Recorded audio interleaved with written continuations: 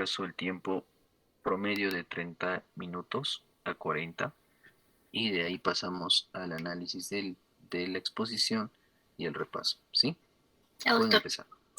Ya. Doctor, buenas tardes, compañeros, buenas tardes. Bueno, mi compañera y mi persona vamos a exponer el tema de placenta previa. Que placenta, como una breve introducción, vamos a ver que es la primera hemorragia de la que hablaremos, que es esta, la placenta previa. Y para esto vamos a recordar aquí la placenta, como vemos en este esquema, y debajo de este el orificio del canal uterino. Entonces, para esto debemos también recordar que la inserción placentaria normal es por encima de los 20 milímetros del orificio cervical interno. Y la placenta de inserción baja es aquella que se encuentra a menos de 20 milímetros del orificio cervical interno, pero este sin llegar a obstruirlo. Y la placenta previa, entonces es cuando el borde placentario va a cubrir de forma parcial o total el orificio cervical interno.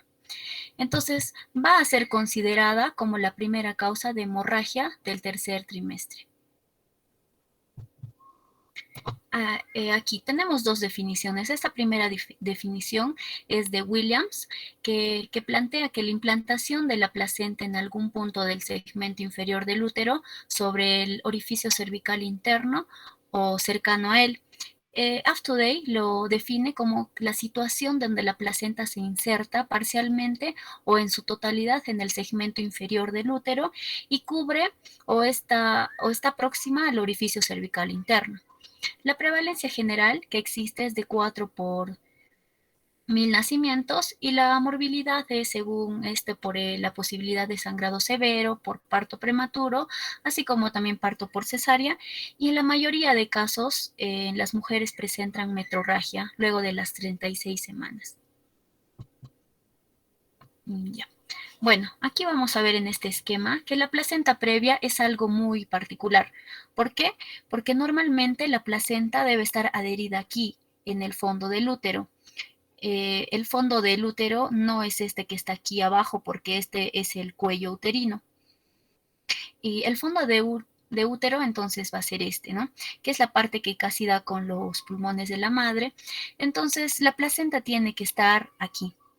¿Y por qué tiene que estar aquí? Porque mientras esté más cerca del cuello uterino, imaginemos que, por ejemplo, la mujer se encuentra en el quinto o sexto mes y que por algún motivo este canal empieza a dilatarse o empieza a abrirse.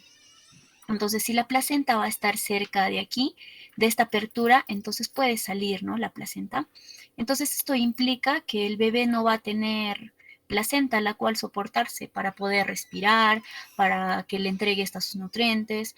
Entonces, básicamente entendemos que mientras más cerca esté la placenta del cuello uterino, va a ser mucho más peligroso, porque el bebé, si sale la placenta, literalmente el bebé queda sin nada, ¿no? Redundando. Y aparte de que, por ejemplo, si la madre tiene sus semanas completas, al momento de que ella haga el trabajo de parto, es decir, cuando ya va a dar a luz, ¿no? Como tal, lo primero que va a salir va a ser la placenta. Y esto es muy importante mencionar porque nunca en un parto debe salir primero la placenta y luego el bebé. Y esto ocurre hasta el último momento en que se corta el cordón umbilical, porque hasta el último momento que se expulsa al bebé y este está unido a la placenta a través del cordón umbilical, hasta el momento de la expulsión, el bebé todavía sigue unido a este cordón, porque todo el rato que el bebé quiera salir también, que esto no son pocos minutos, este bebé va a estar sin oxígeno. ¿Por qué? Porque no va a haber nadie, ¿no? Quien le dé oxígeno. Y entonces se puede suponer que el bebé nazca muerto porque simplemente se ahogó. Entonces vamos a ver la incidencia y los factores asociados. Dentro de la incidencia vamos a ver factores demográficos, por ejemplo, la incidencia de la placenta previa aumenta durante los 30 últimos años y la incidencia reportadas promedia un 0,3% de un caso por cada 300 a 400 partos, es decir, que se ha incrementado en todos estos últimos años. La patogénesis, por ejemplo, YINCA o YLC, nos menciona que se desconoce, pero que existe una hipótesis que dice que existe una implantación o crecimiento unidireccional del trofoblasto hacia la cavidad uterina inferior y que por áreas poco vascularizadas en la cavidad uterina superior también esta se presenta y también por sangrado por desprendimiento parcial. Dentro de los factores de riesgo vamos a ver que tenemos antecedentes de placenta previa, antecedentes de cesárea, si es una cesárea es este porcentaje, y a medida que aumenta también el porcentaje, ¿no? Embarazos múltiples, raza negra y asiática, en madres añosas, en edad materna mayores a 35 años, cuando existe multiparidad, el consumo de lo que va a ser cocaína y anfetaminas, cirugía uterina, los más importantes, pero cabe mencionar también legrados previos, los niveles de alfa-fetoproteína en suero materno incrementado, el tabaquismo materno, 2 veces, consumo de 2 veces de cigarrillos por día, tratamiento de infertilidad y feto masculino, feto sea masculino. Continuando, vamos a ver la migración placentaria, que al comenzar con el uso de la ecografía, en obstetricia, el término migración placentaria fue acuñada para describir el aparente movimiento de lo que va a ser la placenta lejos del orificio cervical interno. Entonces, obviamente la placenta no se va a mover en sí, o sea, no va a migrar alrededor. Y el mecanismo del movimiento aparente no se comprende completamente.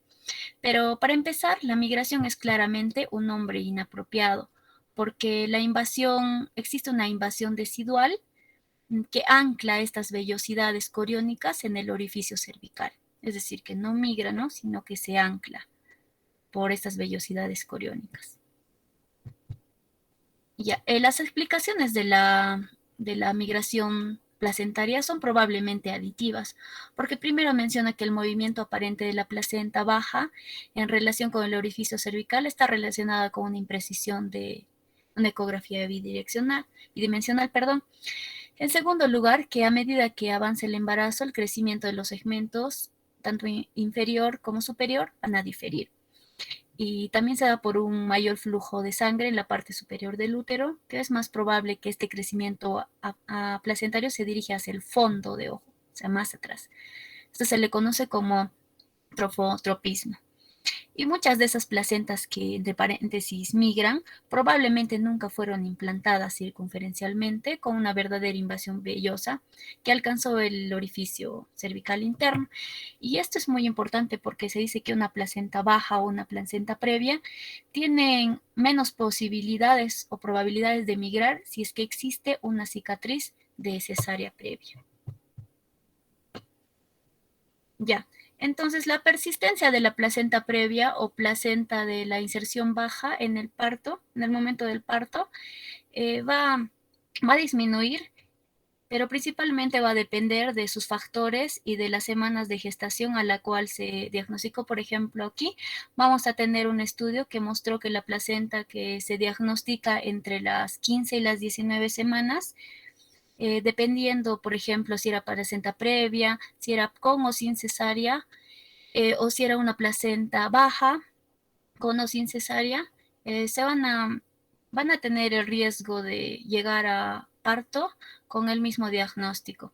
Acá vemos, por ejemplo, que una placenta que era baja y que tenía o no tenía cesárea y se diagnostica a las 16 semanas, o perdón, de 15 a 19 semanas, el riesgo del porcentaje de presentarse durante el parto va a ser bajo, un 5%.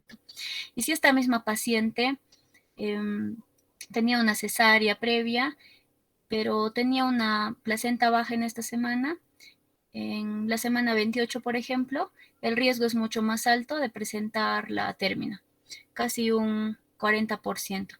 Ahora vemos que la placenta que es previa y en pacientes con antecedentes de cesárea y que se diagnostica después de las 28 semanas, el riesgo va a ser mucho más elevado de persistir al trabajo de parto. dentro de la clasificación antiguamente se clasificaba por la clínica mediante un tacto vaginal y se clasificaba en placenta previa completa, placenta previa parcial, placenta previa marginal y placenta baja. Entonces, esta clasificación fue reevaluada por estos expertos y el diagnóstico ha sido, con el transcurso del tiempo, más difícil hacerlo por el tacto vaginal porque existía mayor riesgo de sangrado. Y varias sociedades entonces se juntaron y crearon la clasificación actual. Son las que menciono aquí debajo, la bibliografía, y que van a sacar, ¿no?, la clasificación actual, que va a decir que es la placenta baja, que con un borde placentario que está a menor a 2 centímetros del orificio cervical interno, pero esto no se encuentra sobre él. Una placenta previa que cubre en su mayor parte el orificio cervical interno y que ya no se debe utilizar estos términos como que marginal ni parcial. Entonces, aquí les quería hacer una clasificación de la, de la primera que les mencioné. Entonces, comencemos por aquí. Entonces, esta clasificación va de acorde a qué tan cerca esté la placenta de lo que va a ser el cuello uterino. Por ejemplo, aquí vamos a ver que comenzamos por esta, que es la de la inserción baja, que es, por ejemplo, la placenta tendría que estar aquí arriba, pero esta está ligeramente ladeada, como quien dice, ¿no? Entonces, digamos que está como a la mitad del camino y no está ni cerca del cuello uterino ni lejos, sino se encuentra a la mitad. Luego existe otra clasificación que es la marginal, que es esta de acá, donde la placenta está justo en el borde entre el límite en el que comienza, como vemos, el cuello uterino, es decir, como quien dice, al borde del precipicio, ¿no? Lo podríamos decir. Y es también muy peligroso porque puede pasar cualquier cosa y todo esto se sale y se viene por acá. La parcial, que es donde aquí sí la placenta coge la extensión de lo que vemos el cuello uterino y digamos que va a taponar y es decir, va a llegar casi a la mitad. Y la completa o total, que va a ser es donde definitivamente la placenta, como vemos, hace una inserción tapando todo el cuello uterino. Y entonces dentro de las inserciones, esta de acá, la baja va a ser la menos grave y esta la completa va a ser la más grave. Aquí vamos a describir cada uno, por ejemplo, con una imagen para que lo entendamos mejor. La placenta de inserción baja con el borde placentario que se localiza a menos de 2 centímetros del orificio cervical interno. Aquí vemos otra imagen. La placenta marginal, que es adyacente, ¿no?, al margen, como su nombre mismo dice, del orificio cervical interno, pero esta no la sobrepasa. Aquí vemos otra imagen. Y la placenta oclusiva o parcial, que cubre parte, pero no todo el orificio cervical interno. Y al comenzar, por ejemplo, el trabajo del parto, puede transformarse en una marginal porque puede haber una dilatación de lo que es el cuello uterino. Y por último, la placenta oclusiva total, que esta sí, ¿no? Es la que, como dice su nombre, completa, que cubre todo. Está cubierto por completo al orificio cervical interno.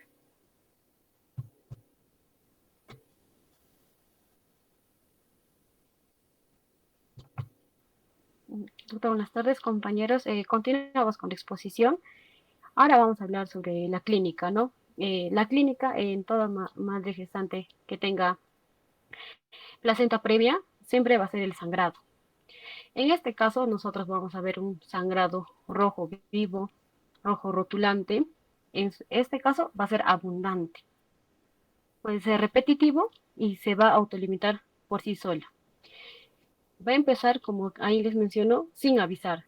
De un momento a otro, la madre va a fijarse y va a tener un poco de sangrado. No va a presentar contracciones. Entonces, al no presentar contracciones, va a hacer que la madre también no presente dolor, ¿no? Importante acá en esta clínica del sangrado, que el 10% de las mujeres no van a presentar lo que es el sangrado como un signo importante. ¿En quiénes son esas pacientes? Como ya mi compañera les ha mencionado la clasificación, en el grado 4, como lo mencionó, que es oclusivo, que no, que va a estar ocluyendo por total el orificio cervical interno, esas madres gestantes van a tener esta posibilidad de no presentar el sangrado. Y otra importante, que no tenemos que hacer tacto vaginal. Está contraindicado hacer tacto vaginal en la placenta previa. ¿Por qué? Por nosotros hacer un simple contacto, ¿no? En lo que es el tacto vaginal, vamos a conllevar a que la madre presente sangrado y hemorragia.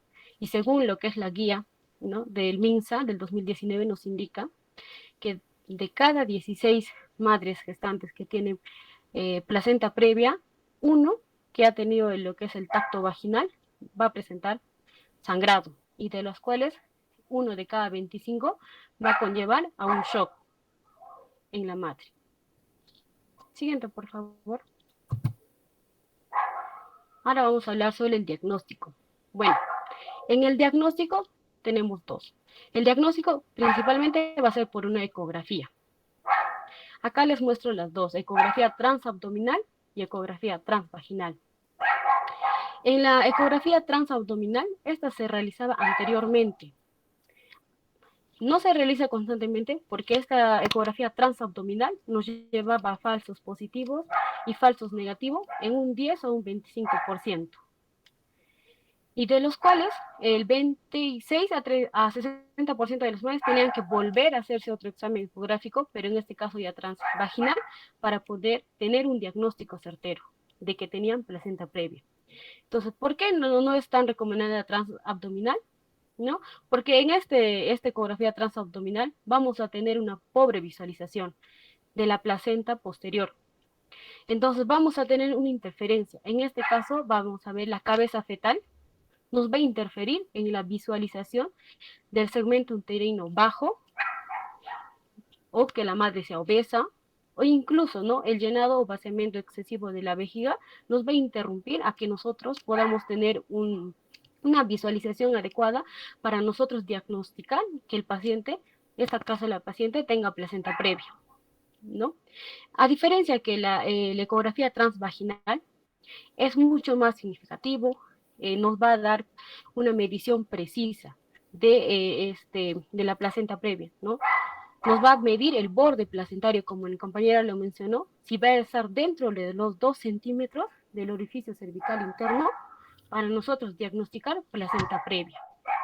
Y de acuerdo a los estudios, la sensibilidad de la ecografía transvaginal va a ser en un 87.5%, una especificidad de un 98.8% y un valor predictivo positivo va en 93 a 9.3% y valor predictivo negativo va de 97.6%. En conclusión, este estudio nos dice que el gol estándar para nosotros poder diagnosticar placenta previa va a ser una ecografía transvaginal.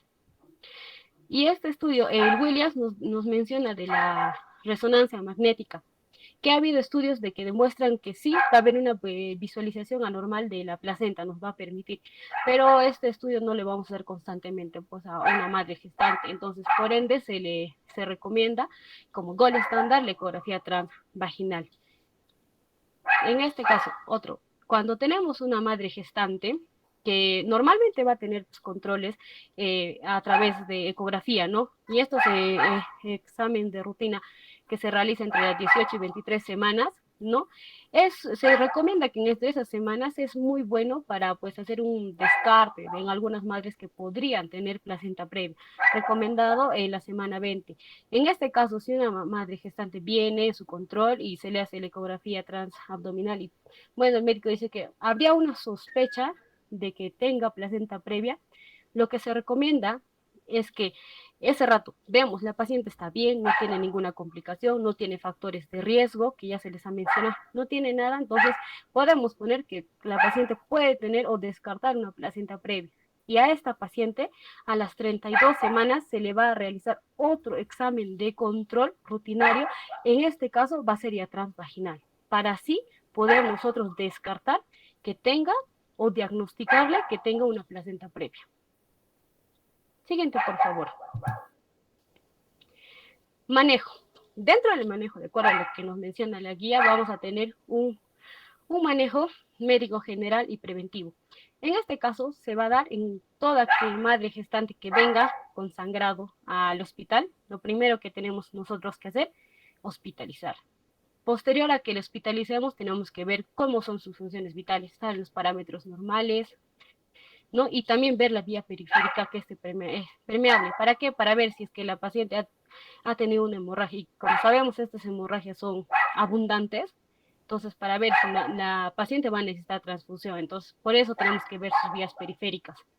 Tenemos que valorar el estado hemodinámico y también realizar un examen prequirúrgico. ¿Para qué le pedimos este examen prequirúrgico? Les voy adelantando un poco que toda paciente que venga con hemorragia abundante, que sus funciones vitales estén mal y hemodinámicamente esté inestable, se hace un manejo inmediato. Ese manejo inmediato va a ser el abordaje mediante una cesárea. Y para esto nosotros vamos a necesitar exámenes prequirúrgicos.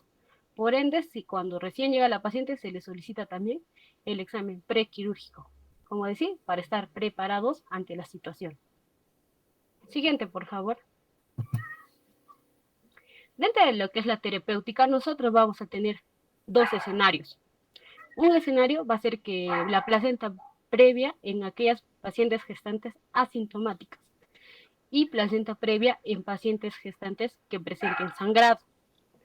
En este caso, de los pacientes que sean asintomáticos, lo que nosotros tenemos que realizar es determinar si la placenta previa se resuelve con el avance de la gestación. ¿A qué se refiere esto? Como ya se menciona anteriormente, lo normal, ¿no? La implantación normal de la placenta va a ser en el fondo uterino. Pero en las primeras semanas, la implantación va a ser en la parte media.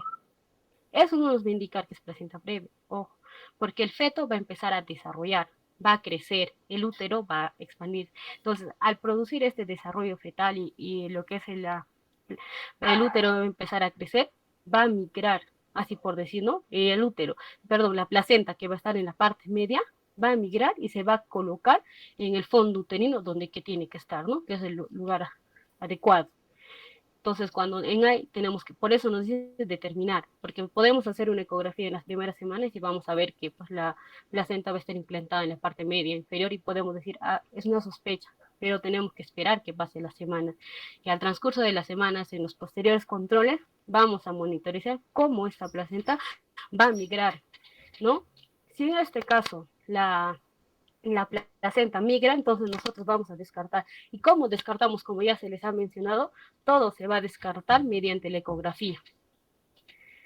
Y el segundo paso que tenemos que realizar es prevenir y tratar la anemia, para que normalmente en la placenta previa las madres gestantes van a sangrar. Entonces, si la madre gestante ya tiene una anemia en todo lo que es la gestación, más el sangrado, esta anemia puede ser mayor, ¿no? Y conllevarnos a complicaciones. Y por eso lo que nos recomienda en estas pacientes asintomáticas es tener en cuenta su anemia. Y si está anémica, corregimos. Y si no, tratar de que la anemia esté constante para que no empeore esta situación. Y también tenemos que reducir el riesgo de sangrado. ¿Y cómo reducimos este riesgo de sangrado? Recomendando a la madre gestante que no tenga relaciones sexuales, que es un factor para que pueda sangrar. Y otro tenemos que hacer es... Un ratito, doctor, perdón, chicos.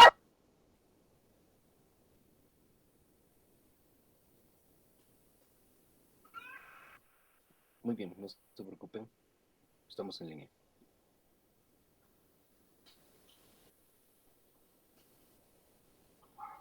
Como les continuaba diciendo, uno que era la relación sexual y dos teníamos que evitar el estreñimiento, porque cuando la paciente está estreñida va a empezar a pujar, a hacer fuerza, y esto nos va a conllevar a que presente pues también sangrado. Entonces tenemos que evitar todo esto, ¿no? Y luego tenemos que ver lo que es la maduración pulmonar. En este caso, la maduración pulmonar vamos a hacer, ¿por qué? Porque esta placenta previa nos produce hemorragias, ¿sí? Entonces va a alterar el estado inmunológico de la madre. Y vamos, lo que tenemos que hacer es una cesárea de emergencia. Entonces, eso no nos va a dar tiempo a madurar lo que es el pulmón fetal. Entonces, tenemos que estar preparados para esta situación. Y al tener una paciente, ¿no? Con este diagnóstico y que sea sintomático, nosotros tenemos que adelantar para prevenir haciendo maduración pulmonar.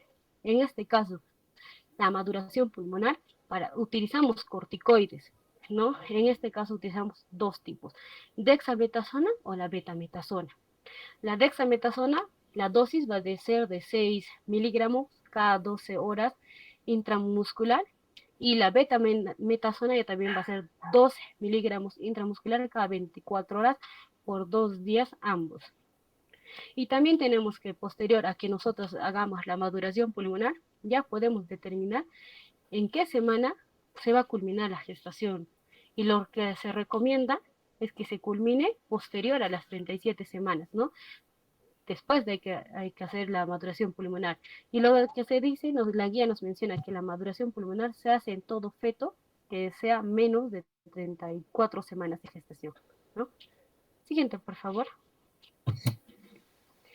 En la placenta previa sangrante, ¿no? Si tenemos esta paciente que ya viene con el sangrado, lo que tenemos que hacer principalmente es la estabilización y el mantenimiento de la hemodinámica materna, ¿no? Eso va a ser lo principal que tenemos que hacer. Y para esto, para estabilizar, ¿no? Y mantener hemodinámicamente estable la madre, lo que tenemos que hacer es una estabilización hemodinámica. Para esta estabilización hemodinámica, nosotros tenemos que poner una vía venosa, ¿no? Con un catéter, por el cual nosotros vamos a infundir una solución salina de 0.9%, ¿no? En un 1000 cc, que lo vamos a dar 60 gotas por minuto. También tenemos que hacer un monitoreo de las funciones vitales. Tenemos que también controlar el bienestar fetal haciendo monitoreos fetales continuos, ¿no? O permanentes. También acá podemos hacer la maduración de los corticoides a aquellos fetos menos de 34 semanas, si es que no se les ha hecho anteriormente. Y algo importante, en estos pacientes gestantes con sangrado tenemos que hacer una neuroprotección, ¿no? Esa neuroprotección vamos a hacer con sulfato de magnesio entre las 24 a 31.6 semanas. Esto está recomendado por esta guía, ¿no? La guía del 2019 del manejo de lo que es la placenta previa. Y en este caso, si vemos que la hemorragia va a comprometer lo que es el estado hemodinámico materno o fetal, el tratamiento inmediato, uno va a hacer el soporte vital y interrumpir lo que es el embarazo. Y esta interrupción, si es que no, va a ser a través de una cesárea. Y esto cesárea va a ser, no vamos a tener ese rato ver en qué semana de gestación o si falta o no, o maduramos o no, simplemente la interrupción es inmediata. ¿Por qué? Porque el estado hemodinámico de la madre está alterado, al igual que el feto. Entonces tenemos que hacer la cesárea. Siguiente, por favor. Luego tenemos un manejo expectante, ¿no? Este manejo, ¿cuándo hacemos este manejo expectante, no? Vamos a hacer en aquellas pacientes que han tenido el sangrado, pero que ya ese sangrado ya ha cesado y la paciente está hemodinámicamente estable y la prueba de bienestar fetal está en los límites normales, es decir, que la paciente está bien, el feto está bien. En esta paciente podemos sí hacer este manejo expectante, ¿no? ¿Y para qué? ¿No? ¿Por qué? ¿Cuál sería nuestro objetivo de ese manejo expectante? El objetivo principal es mantener el embarazo y así asegurar el crecimiento fetal. ¿Y cómo realizamos esto? Realizamos recomendándole al paciente un reposo absoluto. Dieta alta en fibra. Como os dije, no tenemos que permitir que la paciente se estreña. Tenemos que hacer un monitoreo de sangrado vaginal, un monitoreo de las funciones vitales y corregir anemia si es que presentara. ¿Cómo corregimos? Con hemoderivados, hierro endovenoso o incluso hierro oral. Y culminar lo que es la maduración pulmonar. Y si en este caso, si vemos que la hemorragia ha cedido, el estado materno-fetal es adecuado, que la paciente ya no ha sangrado tras 72 horas, entonces nosotros podemos optar por un manejo ambulatorio, ¿no? Que ya que no ha sangrado 72 horas está bien, Pero importante para este manejo ambulatorio son que el familiar, en este caso el esposo, familiar cercanos de la madre, conozcan los signos de alarma, para que así nosotros poder darle, ¿no?, un manejo ambulatorio. ¿Y cuáles son esos signos de alarma que nosotros tenemos que dar? Es decir que si tiene algún sangrado vaginal, se le traiga inmediatamente al hospital. O si presenta dolor y contracciones regulares, también se le traiga inmediatamente al hospital, ¿no? Esos son los dos signos de alarma que tienen que conocer. Y sabiendo ya estos dos signos, podemos darle de alta y manejar de forma ambulatoria en estos pacientes. Y nos preguntaremos cuándo suspendemos el manejo expectante y vamos a proceder a terminar la gestación cuando la paciente, en medio del manejo expectante, presente un trabajo de parto o presente un sangrado vaginal y con un prueba de bienestar fetal pues, que va a estar alterado, un sangrado vaginal que esté severo y que no va a va a tener alteraciones hemodinámicas y no va a permitir pues que el estado materno esté adecuado, o un sangrado vaginal luego de las 34 semanas.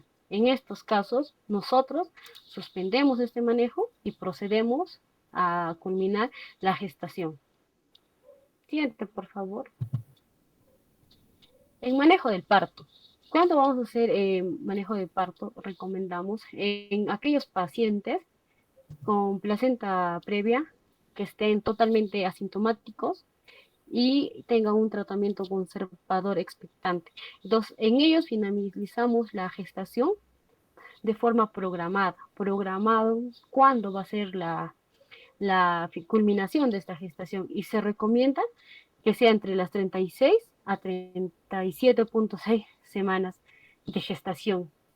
Y en aquellas pacientes con episodio, que hayan tenido un episodio de sangrado previo, pero ya se ha tratado, ya no tiene sangrado, que está bien, ¿no? Que el manejo expectante también está bien. En ellos también nosotros vamos a elegir cuándo culminar esta gestación. ¿No? Y las fechas que también se recomiendan van a ser entre las 36 a 37.6 semanas.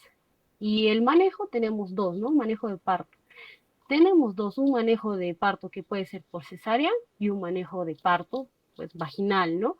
En lo que es la cesárea va a depender de, como les he mencionado anteriormente, del grado, ¿no?, que presente placenta previa, sea grado 3 o grado 4, conocido como grado parcial o oclusivo. Esos dos grados sí se va a manejar ¿no?, un parto por cesárea. ¿Por qué? Porque el orificio cervical interno va a estar, como su nombre dice, ocluido, ¿no?, por esta placenta. Entonces, eso, como mi compañero le dijo, el riesgo va a ser que primeramente pues salga la placenta y luego el feto. Y eso es lo que no se hace. Primero tiene que nacer pues el feto, luego la placenta. Entonces, por todo esto y las complicaciones que nos va a conllevar, pues se maneja con cesárea. Y parto, ya también el parto vaginal se va a dar en aquellos pacientes que van a ser de grado 1 o grado 2, ¿no? Ya que pues no va a estar tapado lo que es el orificio cervical interno. Pero para nosotros se recomienda este parto vaginal, tenemos que ver pues, que la paciente no presente hemorragia, pues que si es que presenta un mínimo sangrado, nosotros tenemos que ver el estado materno de la madre y el estado fetal del bebé. Si no tiene ninguna alteración la mamá ni el feto, nosotros podemos hacer pues el parto vaginal. Siguiente, por favor. Los criterios de alta que ya anteriormente les he mencionado, ¿no? Si es que vamos a hacer un manejo expectante, tenemos que esperar 72 horas que pues no tenga sangrado, que no tenga ninguna alteración, ¿no? Y se le puede dar de alta con los conocimientos de signos de alerta. Y también en este caso, si se le hizo un manejo de parto vaginal, tenemos que esperar 24 horas recién para nosotros dar de alta. Y si es que la paciente ha tenido un parto por cesárea, tenemos que esperar 72 horas para nosotros dar de alta. ¿Por qué? Por una de las complicaciones que es el sangrado pues posparto, ¿no? Y dentro de lo que son las complicaciones, que ya reiterada veces se les ha mencionado, es la anemia, ¿no? Por la hemorragia que presentan, hemorragias pospartos, óbito fetal o un parto prematuro, incluso la muerte materna. Son las principales complicaciones que vamos a ver en lo que es la placenta previa. Siguiente, por favor. Aquí les traigo un resumen, ¿no? De lo que es un flujograma del cómo nosotros vamos a manejar a nuestras pacientes que tienen placenta previa, ¿no? Entonces vemos, si una paciente tiene placenta previa, o como se le indica, ¿no? Inserción baja, y vemos que está entre las 18 a 22 semanas, se le hace un examen ecográfico y vemos, ¿no? Y posterior a veces está normal, no tiene alteraciones, no tiene factores de riesgo, no tiene nada, se le va a hacer un control a las 32 semanas para ver cómo está la placenta. Ya. Posterior a que nosotros hagamos una ecografía transvaginal a las 32 semanas, tenemos que identificar, uno, si tiene o no tiene placenta previa. Porque, como les he mencionado anteriormente, la inserción placentaria en los primeros días no va a ser en el fondo uterino, ¿no? Va a ser en la mitad y esto va a migrar. Entonces, a las 32 semanas, descartamos. Si no tiene placenta previa, le seguimos haciendo su control prenatal de rutina. Otro. Después de esta ecografía transvaginal a las 32 semanas, vemos que tiene la placenta una inserción baja o placenta previa, pero no presenta acreta, entonces ahí le hacemos un seguimiento ecográfico a las 36 semanas. Y ahí posterior, se le hace a las 36 semanas, vemos. Si no presenta placenta previa o placenta de inserción baja, seguimos con el control rutinario.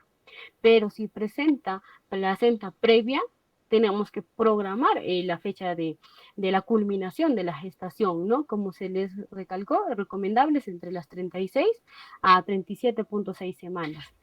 Y luego vemos en el seguimiento a las 36 semanas si la placenta tiene una inserción baja.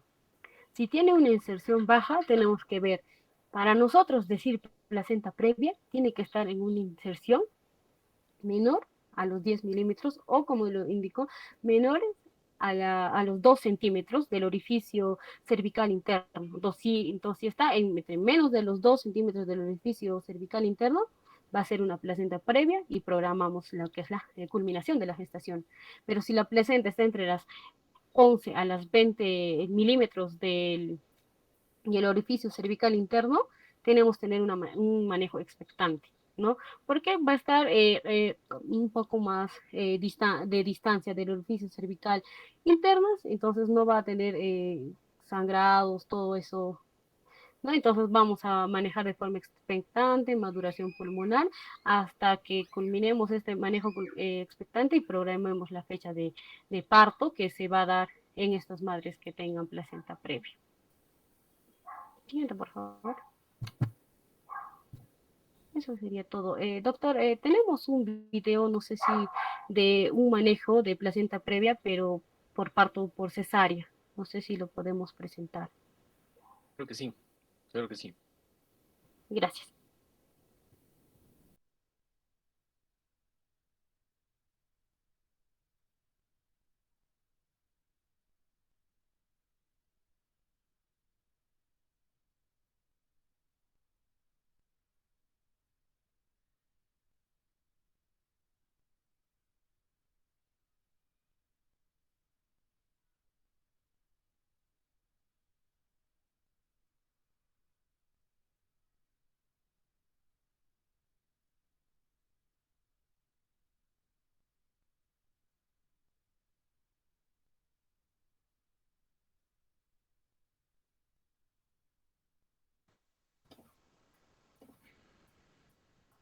Si existe una razón por la que la placenta puede condicionar el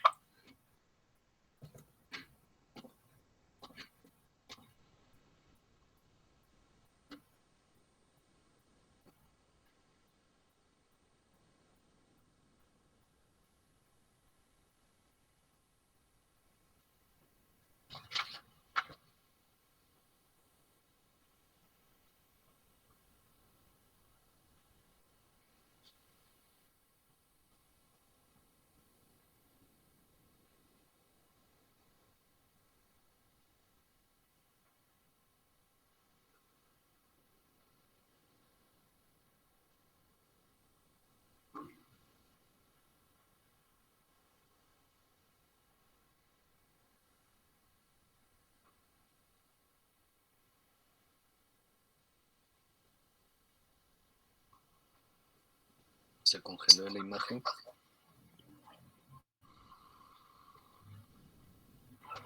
No tiene audio.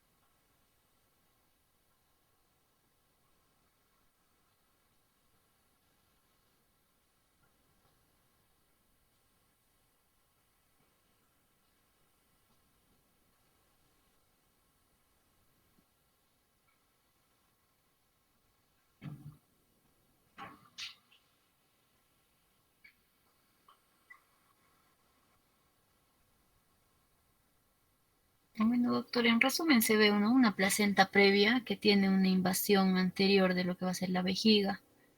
Por eso se le llama percreta vejiga. Y esto vemos que está manejada con una técnica quirúrgica con microdesvascularización, la cual se va a enfocar, ¿no?, sobre todo en lo que va a ser el control vascular de la neovascularización, que se encuentra, como vimos, en el útero, y vejiga secundaria a esta invasión placentaria, en resumen. Muy bien, muy bien. Bonito video. Listo. Entonces, pasamos al repaso del tema. Muy bien, me felicito, está muy bien. Entonces, Para que ahora yo voy a compartir la pantalla. Si desean, nos pueden compartir el enlace al grupo para poder ver el video.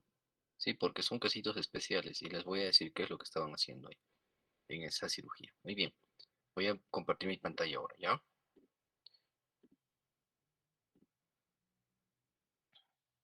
Confirmen si pueden ver mi pantalla, por favor. Sí, doctor, sí se ve. Listo, muy bien. Primero que en cuanto hablamos a placenta previa, ¿ya? O la Doctor, parte de las disculpe. hemorragias. Doctor, no se ve la pantalla. Ahora, No está presentando nada, doctor. Está cargando, chicos, está demorando. ahora. Aún no, doctor. Sí, No. A ver qué está pasando.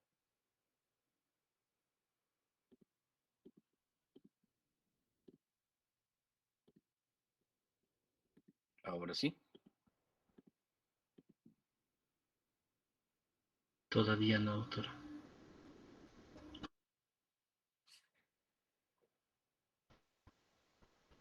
Ahora sí, doctor. Está presentando. Bien. Muy, muy bien, escrito a nuestras compañeras, en este caso, Winnie y Shelby, lo han hecho muy bien. Vamos a complementar algunas cositas. Primero de que recuerden de que las hemorragias de primer, segundo, tercer trimestre también son denominadas como hemorragias de la primera y la segunda mitad del embarazo. Que hay literatura que la clasifica mejor de esa manera, así lo dice, ¿no?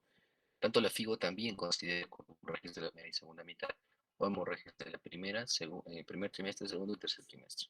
¿Sí? Para facilitar, en este caso, la clasificación, entre las hemorragias del segundo y tercer trimestre, consideradas como la segunda mitad, en el primer trimestre y la primera mitad.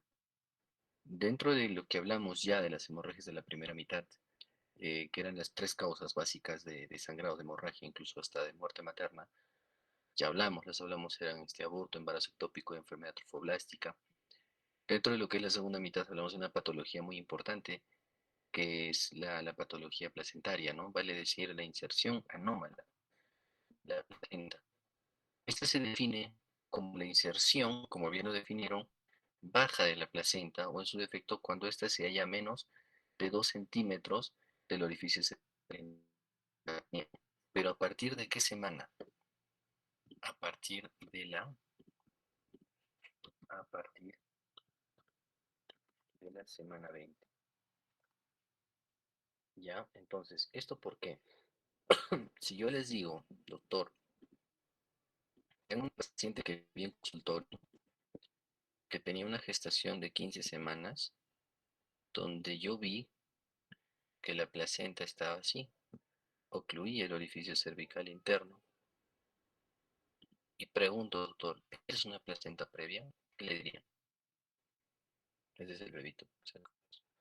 Pues diría que no, no es una placenta previa. Recordemos que en el desarrollo embrionario, la placenta no está tan focalizada.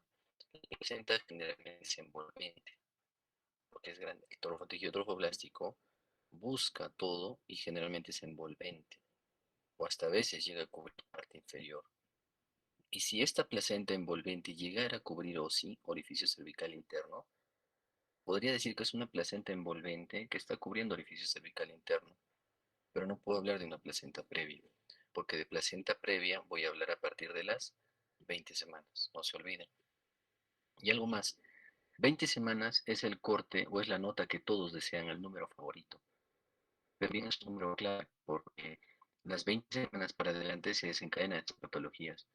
Vale decir, placenta previa, ya tenemos que definir esta semana. Tenemos que hablar de amenaza de parto pretérmino para el estudio de las 20 semanas. Generalmente, esta es la semana que tenemos que estudiar la respuesta vital. Y si esto se va a alterar, ya podría estar pensando en el riesgo de una amenaza de parto pretérmino. 20 semanas para adelante, estoy hablando de preeclampsia. ¿Sí? 20 semanas, 20, 22 semanas ya es para hablar preeclampsia. ¿Cómo debuta una preeclampsia? No se olviden.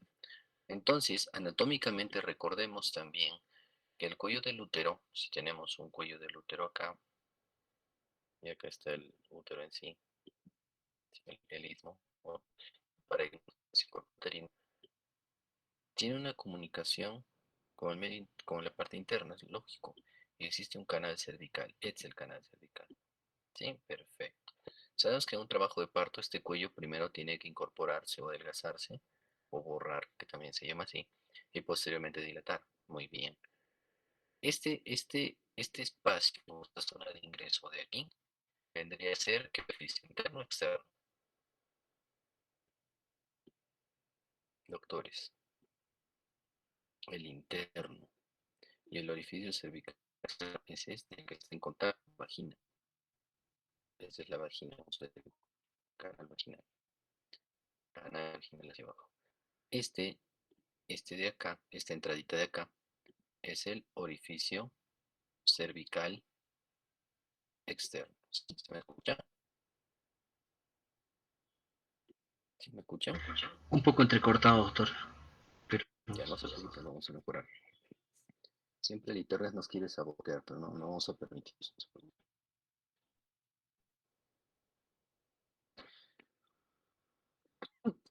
Ahora me escuchan. sí, doctor. Muy bien. Entonces, del cervix tenemos un orificio cervical interno y un orificio cervical externo. Lo que decían vuestras compañeras, y lo han explicado muy bien, es que cuando senta, es decir, el canal cervical, ese es el orificio cervical interno. Cuando la placenta cubre todo el orificio cervical interno, eso es una placenta previa total. Cuando está el margen marginal, cuando está a menos de 2 centímetros, en este caso hablamos de una placenta previa, ¿sí? Que puede ser marginal, oclusiva parcial, oclusiva total, o una placenta de inserción baja, si está a los 2 centímetros. El corte es 2 centímetros. Doctor, yo encontré en mi libro de obstetricia de Novak, ¿sí? Que hablaba también de inserción baja a menos de 5 centímetros, sí, menos de 5 centímetros. Y sí, se consideraba anteriormente. El problema está en que no existe un consenso que defina esta clasificación. Sin embargo, la FIGO, ante esa falta de acuerdos, clasificó a la placenta previa, como muy bien lo han hecho, en 4, ¿sí? Para no confundirnos, para no complicarnos la vida. Sí, acá estaba el cuadrito. ¿Dónde estamos? Total, marginal e inserción baja. Y la clasificación presenta oclusiva, no oclusiva y de inserción baja. Ya, o sea, esas dos clasificaciones van, pero la que manejamos es esta: oclusiva total, parcial, marginal y inserción baja. Listo. Pero como también hablaban de 1, 2, 3 y 4, ¿ya? Entonces, es importante. Y esta semana se me permite. Muy bien, hasta ahí estamos bien. Recuerden ustedes que el útero, cuando inicia el embarazo,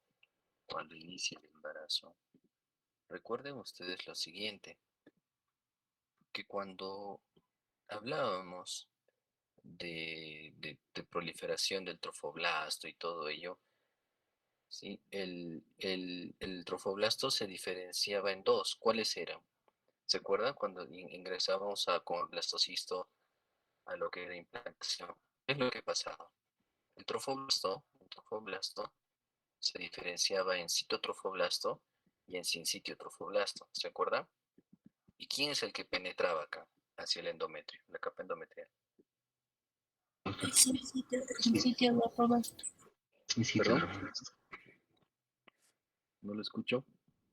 El sin sitio trofoblasto. Muy bien, doctores, el Sí, sí. sincitiotrofoblasto. Genial, doctor. Ya tanto nos ha hablado del sincitio que hasta soñamos con el sincitio. Pues para que no se olviden. Por eso les decía, esto es importante para lo que es patología.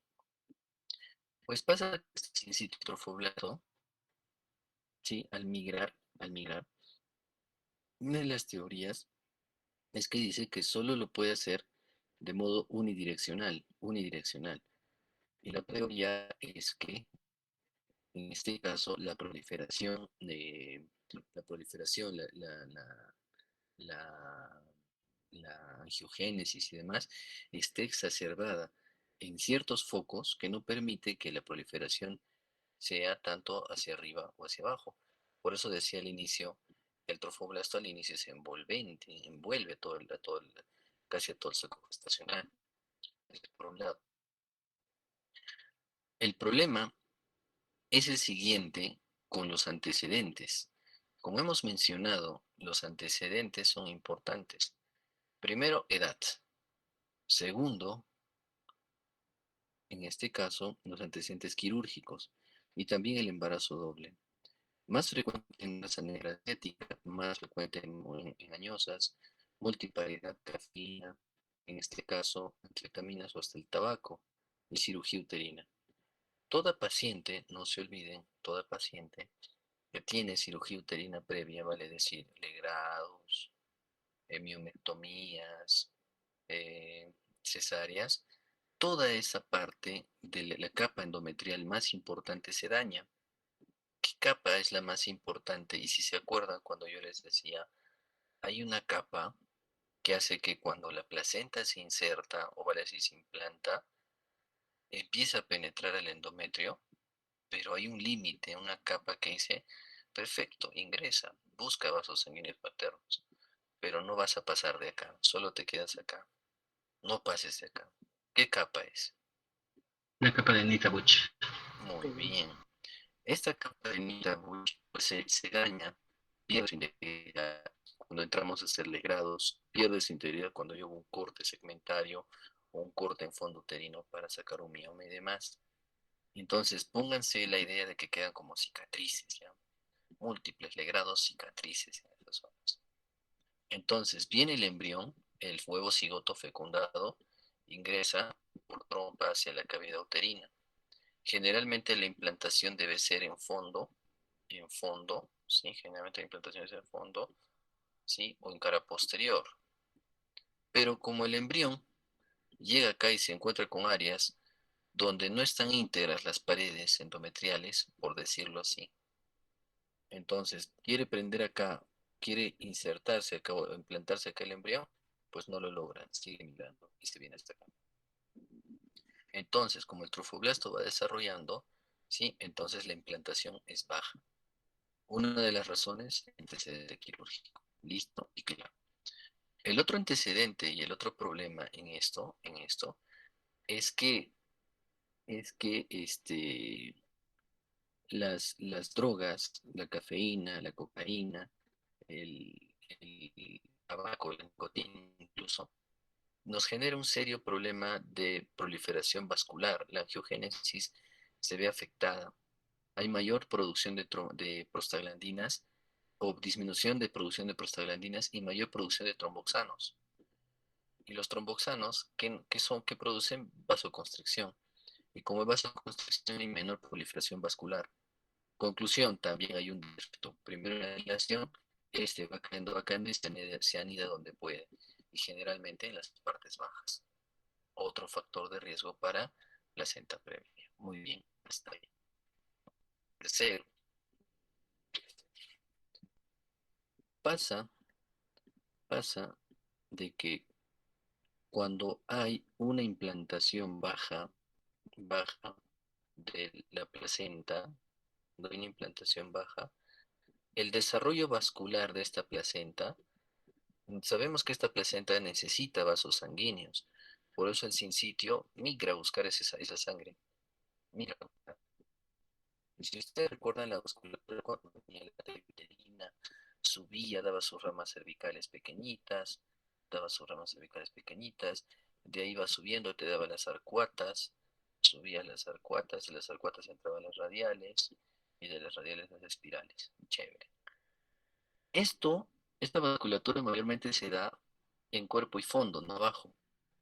Pero cuando la placenta tiene una inserción baja, tiene que buscar más vasos. Y como la vasculatura de alguna manera no se mete más, se mete más, se mete más, se mete más, al extremo de que generar una patología que se llama acretismo placentario.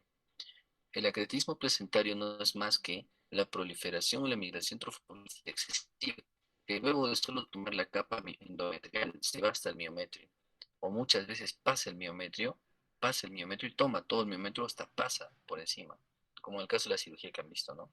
Que ya se llama percretismo. Se pegó mucho, se metió mucho en el endometrio. un acretismo, en este caso, un acretismo, un acretismo placentario, un percretismo placentario, ¿no es cierto? Una placenta acreta, percreta.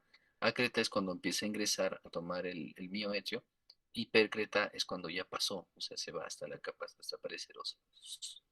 Eso es importante en cuanto a que podría pasar patología de la placenta previa. Entonces, yo pregunto, si es un área que está muy vascularizada, muy vascularizada, ¿sí? Y se me ocurre que es una paciente que ya tiene 25 semanas, 26 semanas, y te dice, doctor, yo vengo básicamente por el sangradito. Sí, y no tuve relaciones sexuales con mi esposo y empecé a sangrar, y por eso me vine rápido. ¿Cuánto habrá sangrado? Una media taza rojo vivo, doctor. Ah, es un rojo rutilante, un rojo vivo, como dice. Y pues no te atrevas a hacer un tacto vaginal mientras no determines que esa placenta, pues, o se trata de una placenta previa o algo más. Por eso es que la inspección genital de toda gestante se debe realizar con espéculo, bajo especuloscopía. Y ahora que tenemos el ultrasonido en gran parte de establecimientos de salud, podemos determinar. Sí, la mejor vía de abordaje, lo han dicho muy bien, es la vía transvaginal, porque esta nos permite ver adecuadamente el tamaño uterino, la instrucción placentaria, el cervix, orificio externo interno y demás. Pero esto es importante, ¿ya? Eso es básicamente porque ocurre la, la, si tenemos feto, en este caso, un feto que está hacia canal de parto y está cerca del trabajo de parto, que va a provocar, en este caso, las contracciones uterinas a fin de empujar este bebito hacia la vaginal. Pero si tenemos la placenta que precede a la presentación fetal, pues va a provocarnos sangrados. Y el problema es el sangrado, en este caso profuso. Ese es un sangrado considerable. Porque si ustedes ya saben que esta placenta busca una vasculatura, pero hasta no poder más, ¿sí? ¿Sí? Entonces son las áreas que hacen disrupciones en los vasos sanguíneos placentarios y empieza el sangrado. Muy bien, hasta ahí estamos bien.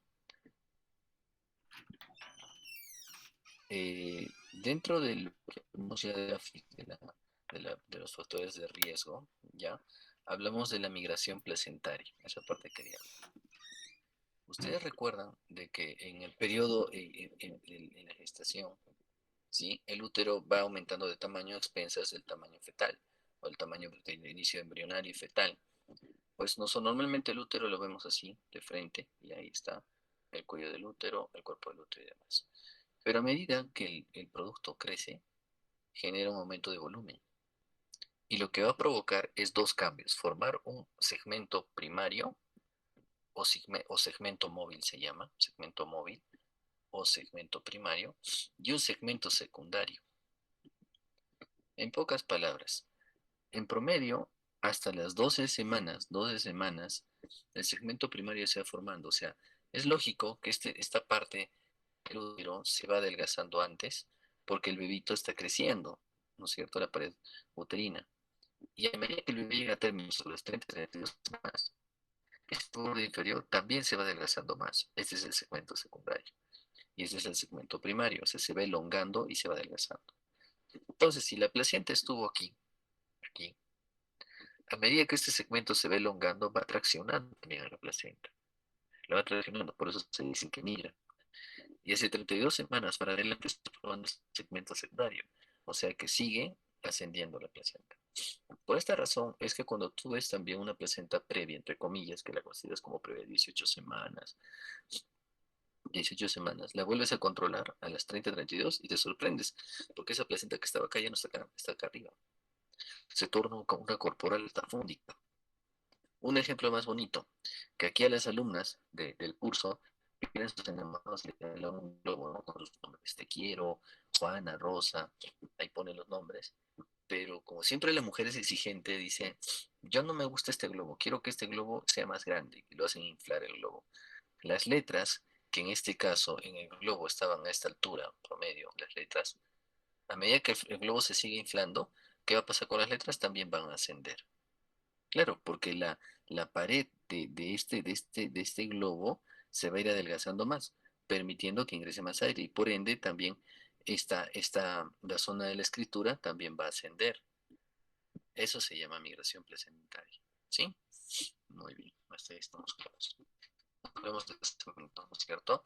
Un segmento primario que se da, vale decir, hacia lo que sería cuerpo y fondo, y el secundario hacia segmento. Segmento móvil, porque aquí hay más contracciones, y segmento no móvil o pasivo, porque aquí no hay contracciones, porque sabemos que en el segmento que se adelgaza, donde hacemos la incisión para la cesárea, ¿no es cierto? Es más delgado. Bueno, acá hago una corrección, ese es el extremo sacro y este es el extremo pélvico. Todo lo contrario, así este lado, todo lo que he explicado, no atrás, ¿ya? ¿Por qué? Voy a explicar. Como acá está el segmento sacro y el segmento pélvico, aquí es donde la inserción placentaria, ¿ya? Hace de que el segmento superior o primario activo también se elongue y el secundario listo. Doctor, ¿y esto puede pasar o la migración placentaria puede ocurrir en una placenta de inserción posterior? Pues no. Si hay una placenta de inserción baja posterior, lo más probable es que se quede ahí todo el embarazo, hasta el final del embarazo. Si es una previa parcial, lo más probable es que se quede ahí. Y si en cambio es una placenta previa marginal o una parcial oclusiva parcial, durante el embarazo lo detectamos 20-22 semanas, ¿podría migrar? Sí, porque el segmento anterior y el inferior o el primario y secundario todavía van a elongarse. ¿Está claro esa parte? ¿Sí?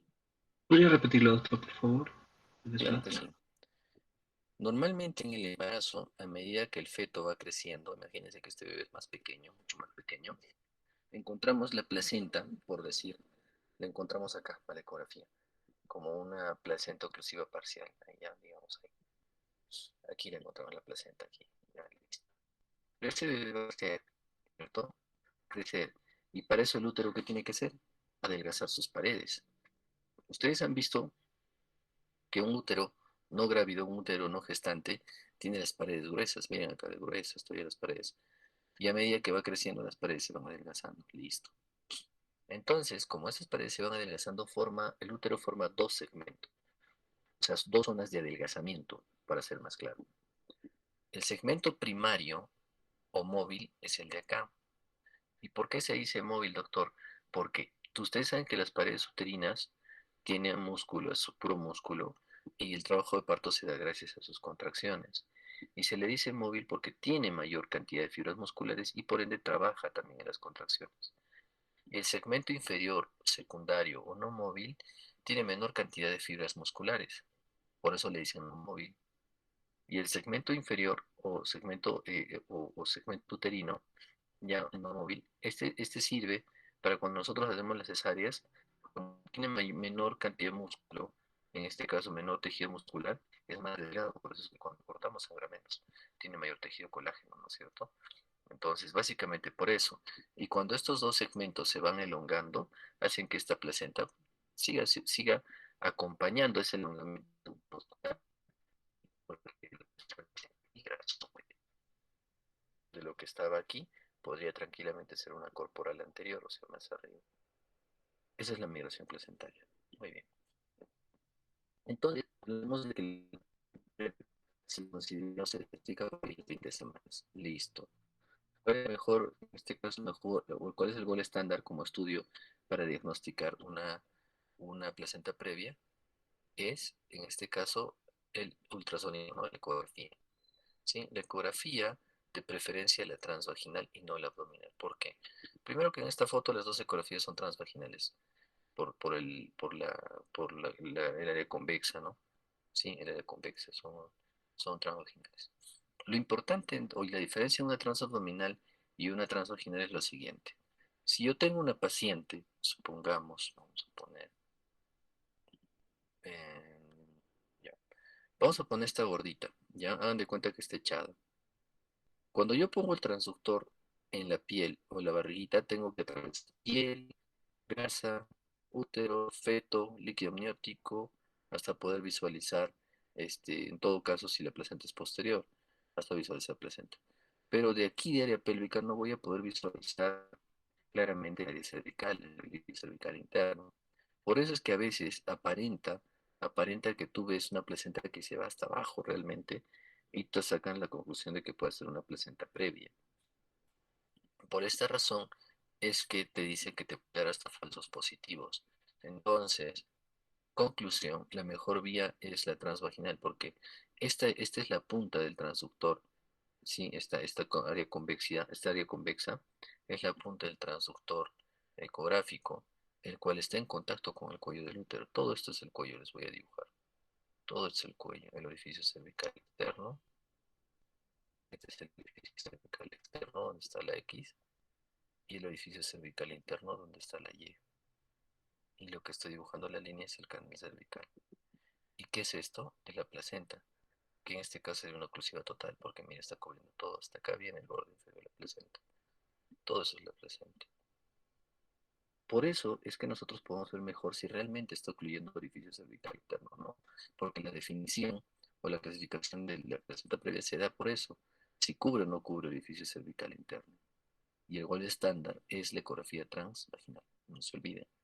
Doctor, y si es una placenta previa, no debemos aceptar, sí, doctor, pero lo que usted está haciendo acá no es tacto, es una ecografía transvaginal.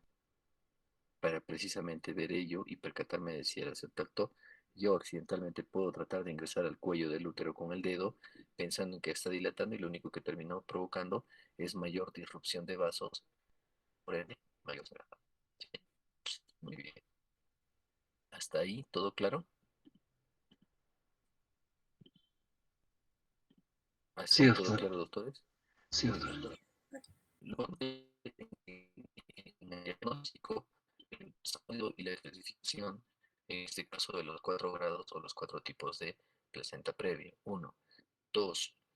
La clínica. Recuerden que el sangrado de una placenta previa no duele, no tiene por qué haber dolor, porque la disrupción de los vasos se da acá, que podría ser hasta con pequeños, medianos esfuerzos, no en todos los casos, pero donde lo típico es que la paciente viene por emergencia y te dice, doctor, estoy sangrando.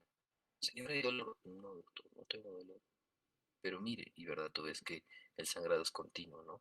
Y obviamente no vas a estar tan tranquilo si el sangrado es profuso. Esa es la gran diferencia en el manejo, como hablaban vuestras compañeras. Si el sangrado no es activo, quiere decir que no es constante o activo, reposo absoluto, básicamente, y ganar tiempo. Cuando me refiero a ganar tiempo, me refiero a lo siguiente, lo que también han detallado muy bien, es la maduración pulmonar. La maduración pulmonar consiste en administrar corticoides, en este caso de las esteroideas, para que los pulmones, básicamente el neumocito tipo 2, ¿sí? En este caso, que pues su labor no está del todo cumplida o no está llevada al 100%, pues ayudemos a que estabilicemos las membranas de los alveolos, ¿sí? Entonces, una maduración pulmonar es ganar tiempo. ¿A qué se refiere? Que hagas lo que hagas, por lo menos que ese bebito en 48 horas no nazca, o 24 horas por lo menos. ¿Por qué? Porque te va a permitir que los corticosteroides vayan actuando en esas 24 o 48 horas a nivel alveolar o pulmonar y pues no tengas un problema que se llama el distrés respiratorio. El distrés respiratorio no es más que la dificultad de respirar a un niño o un recién nacido por, en este caso, problemas en la maduración pulmonar. No puede hacer un buen intercambio de oxígeno a sangre o hematosis y es por eso que estos bebitos se complican. Para que nunca se olviden, la betametasona tiene ambos corticoides, tanto la beta y la dexa, se administran en este caso en 24 miligramos. ¿Cómo es eso, doctor? La primera, la dexametasona se administra 6 cada 12, sí que en 2 días te hace 24 miligramos, y la betametasona te da 12 miligramos, pero en dos dosis, una cada 24 horas, que igual te dan 24 miligramos. Sí, que es lo mismo. Muy bien. Dentro de la administración de entre dar doxy o beta, demostró buenos resultados la betametasona por su tiempo de acción, que donde se dice que a las 2 horas ya está actuando. ¿Sí? Muy bien. Ahora, en cuanto me hablan de terminar la gestación, las placentas previas sí o sí van a ser cesáreas, sí o sí. Las placentas oclusivas parciales también, ¿sí? Pero más las oclusivas, las marginales y la inserción baja todavía están sujetos a evaluación. Porque pasa que durante el trabajo de parto la cabeza sigue bajando y el cervix está dilatando. Y como el cérvix se retrae para dilatar, pues a veces que la placenta también tiende a ser rechazada. Y la compresión o el efecto tampón del área de sangrado lo hace la cabeza. O sea, justo esta zona que estaba sangrando está comprimida por la cabeza, haciendo hemostasia. Sin embargo, esta conducta no se debe llevar a cabo en un hospital que no sea a nivel 3. O sea, creo que estás llevando el parto de modo espontáneo, pero ya ves sangrado, decides operarlo, ¿no? Y si no, parto vaginal. Pero siempre teniendo a la mano el quirófano, ¿no? Teniendo en cuenta que podemos ingresar a operar la emergencia. En cuanto al término de la gestación, al término de la gestación, esta guía, bueno, lo que quisiera saber es qué guía es, porque mucho depende de las realidades de los países. ¿A qué me refiero? Mucho depende de las unidades USIN, de cuidados intensivos neonatales, ya que nuestras unidades de cuidados intensivos neonatales todavía son falta logística, falta, o sea, nosotros poder manejar prematuros como tal cada vez es más difícil por la falta de equipos, por decirlo así. Pues la realidad en otros países es distinta, cuentan con todo el equipamiento y demás. Eventos prematuros extremos, pues los llegan a salvar. Me refiero a que les dan todo el soporte y llegan hasta ese término y cerrados de alta, ¿no? Sin embargo, en nuestro país no es así. Por esa razón es que las cesáreas electivas, repito, cesáreas electivas, o sea, programadas, una de las condiciones es que por lo menos llegue a las 39 semanas. Sobre las 39, pero si dijeron las 37, recuerden que hay estudios donde menciona, y eso les invito a leer, la asociación de casos de distrés respiratorio en pacientes cesareanas antes de las 39 semanas. Por esta razón también manejamos el más o menos 2 semanas de error. O sea que si yo opero una de 37 y hay un margen de error de 2 semanas, podría estar sacando una de 35 y no de 37. Por esta razón es que la terminación de la electiva del programa de las cesáreas es a partir de las 39 semanas. Mayor o igual a 39 semanas. ¿Sí? Eso es importante. Ahora, doctor, pero si esta paciente está sangrando realmente y no logramos contener el sangrado, las pruebas de bienestar fetal están alteradas, espero a las 39, no. Ahí sí, tendrías que terminar la gestación antes. Pero considerando que esta paciente desde el inicio fue manejada con esteroides, con corticoides para la maduración pulmonar. ¿Sí? Muy bien. Dentro de lo que vi en el videito, es que cuando sacan el útero, hacen la incisión, no hacen una incisión de tipo fan steel transverso, o sea, la paciente está echada, acá están las piernitas, la pierna, acá está la barriguita, los senitos arriba, hacen una incisión transversa, no, hacen una vertical, una mediana infraumbilical.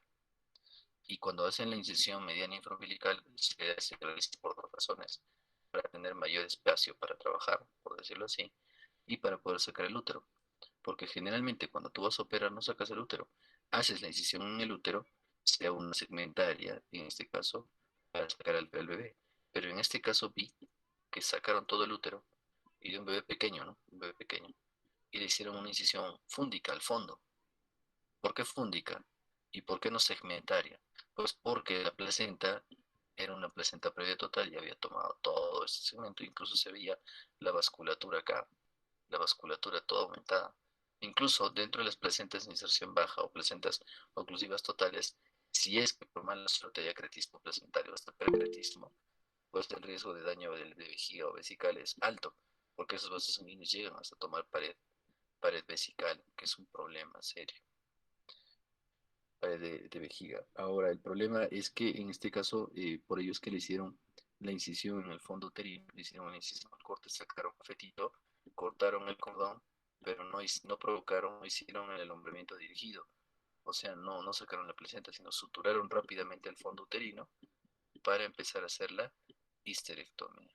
O sea, placentas previas, que obviamente son diagnosticadas por ultrasonido, ¿sí? O incluso hasta resonancia magnética, podemos ver el compromiso, ¿no? Del uterino, placentario. Y los acrotismos placentarios generalmente terminan en histerectomía, ¿no? Así es. Muy bien, doctores, estuvo muy buena la exposición, Winnie, Shelby, les agradecemos, la presentación que hicieron está muy bien. Por favor, no se olviden ya, las definiciones. Sí, al parecer estaba acá atrás, no sé qué pasó con vuestra diapositiva. quiero pensar que, bueno, o se mezcló, no lo sé. Ya, entonces, eso no se olviden las definiciones. Y la clínica, porque al final, después del tercer tema, vamos a hacer un cuadro diferencial en qué se diferencia una placenta previa, en qué se diferencia un desprendimiento prematuro de placenta, una ruptura uterina y un cuadrito para diferenciar la clínica. Ustedes teniendo clarito ese cuadro, ese cuadrito de las tres patologías, no se van a confundir en los exámenes, ya porque en los exámenes ponen chapaditas, ¿no? El sangrado transvaginal, pero tienes que saber que era rutilante oscuro. Solo por ese detalle ya te da una pista. ¿Había dolor o no había dolor? Solo por ese detalle ya tienes una pista para la respuesta. Y eso es lo que tenemos que hablar. ¿Sí? Muy bien. ¿Alguna pregunta? Doctor, disculpe. Ah, ya. Tú sigue, Shelby. Doctor, solo quería aclarar, la guía que he tomado es la guía de práctica clínica de diagnóstico y tratamiento de placenta previa del Hospital Cayetano Heredia, que ha sido publicada en 2019. Cayetano. Sí, doctor, Cayetano Heredia. Ya, ya. Hay que ver esto de las edades gestacionales. Hay que tener mucho cuidado. Hay que tener mucho cuidado porque en lo que discrepo es en el manejo de neo, ¿no? En neonatos. Generalmente las guías nacionales, ya MINSA sobre todo, habla bastante de determinar las gestaciones sobre las 39 semanas, ¿no? Obviamente sí tiene todas las condiciones, porque para disminuir el riesgo de distrés respiratorio, ¿no? Sí, muy bien, está bien. Preguntas, Doctor, Miguel. gracias, doctor. Doctor, buenas tardes. Doctor, con respecto a este proceso de parto en una madre con placenta previa, el parto siempre va a ser inducido y además la dilatación y el borramiento no van a ser muy diferentes a un parto normal, ¿no, doctor? Es una duda, doctor. Primero que no pueden ser inducidos, porque si tú produces contracciones uterinas en una placenta oclusiva total, te vas a meter en serios problemas. Primero, que el sangrado va a ser profuso. Segundo, que si esta paciente llegara a incorporar, o sea, llegara a cortar el cuellito y dilatar, también va a sangrar porque va a ser una disrupción de vasos. Generalmente estas pacientes no deberían entrar en trabajo de parto una vez diagnosticadas como placenta previa, porque el sangrado es profuso. Y sabemos de que esta sangre fetal está en placenta, o sea, circula sangre, la sangre fetal está en la placenta, está oxigenándose en unión estrecha con los vasos sanguíneos maternos y esa sangre oxigenada tiene que regresar al feto. Y pregunto, si está sangrando la paciente, me refiero por paciente, que es lo que sangra, ¿qué sangre va a retornar al bebito? O sea, ya lo estamos llevando a un estado de hipoxia y desencadenan un sufrimiento fetal y demás, ¿no? Por eso, generalmente las placentas previas no se inducen. Y segundo, en lo posible no deben iniciar trabajo de parto. Ahora, si llega a las 38 o 39 semanas y la programo GOL porque no ha iniciado trabajo de parto, pero si inicia el trabajo de parto antes de las 38 o 37 semanas, ya pues ni modo, saldrá, ¿no? Vale decir, el bebito ya pues tendrá que nacer. Sí, ¿ya? Sí, doctor. Me refería en el caso de la marginal y de la baja, doctor, de las implantaciones. ¿Sí se puede inducir en esos casos? No. En cuanto al tema de la placenta previa marginal o de inserción baja, si en este caso tú ves que tu paciente ya está en trabajo de parto, ya está en trabajo de parto, ya, y la cabeza pues ingresó hacia lo que es el orificio cervical interno, hacia el canal cervical, no hay mayor problema, porque el manejo es expectante, ¿ya? Bueno, no se recomienda la inducción en el trabajo de parto de los pacientes, pero sí podrías hacer un manejo de evolución espontánea, ¿no? Ahora, si dentro de ello podrías hacer previamente un test estresante, por decirlo así, simular un trabajo de parto, pues podrías darte cuenta también si es que habría algún grado de complicación. Ahora, si yo estoy en un hospital nivel 3 estoy hablando que tengo el quirófano a la mano, ¿sí? Y veo que es una placenta previa marginal o en su defecto una placenta de inserción baja, con toda confianza voy a inducir, porque sé que si este bebé en algún momento presenta alteración en el estado su defecto de inicio de hemorragia, la va a ver. Pero si van a manejar en un hospital que no es un nivel 3 que no tiene un quirófano a la mano, pues no, ni se les ocurre. Muy bien. Gracias, doctor.